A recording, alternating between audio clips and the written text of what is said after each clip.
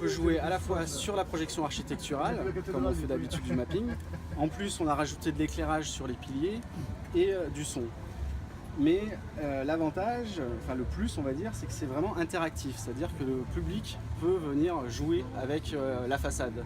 Donc pour cela on a installé un écran, une borne tactile, qui se décompose en 3 pages.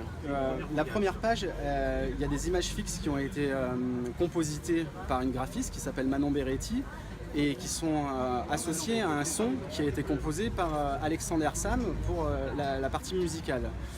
Il y a 5 images fixes qui sont 5 thèmes, on va dire, végétation, espace, vitraux et architecture.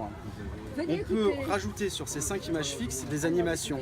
Par exemple, sur la végétation, on peut rajouter des papillons et ensuite on a la roue de couleur pour venir finaliser le tableau. Ça, c'est la première page, on va dire que c'est la page d'initiation. Ensuite, la deuxième page, c'est des enfants de l'école de la Martine à qui on a donné la mire, ce qu'on appelle la mire, le filaire, qui ont dessiné sur cette mire, donc comme un dessin de coloriage. L'idée, c'était de ne pas dépasser les petites cases. Et on a retenu, donc ils ont travaillé en collaboration, il y avait 100 élèves en tout qui ont travaillé sur ce projet. Et on a retenu 15, enfin c'est pas nous qui avons retenu, c'est eux-mêmes qui ont voté à main levée. Pareil, on peut avoir la roue de couleur pour venir habiller les piliers en éclairage, et il y a une bande son qui a été compositée pour cette page-là.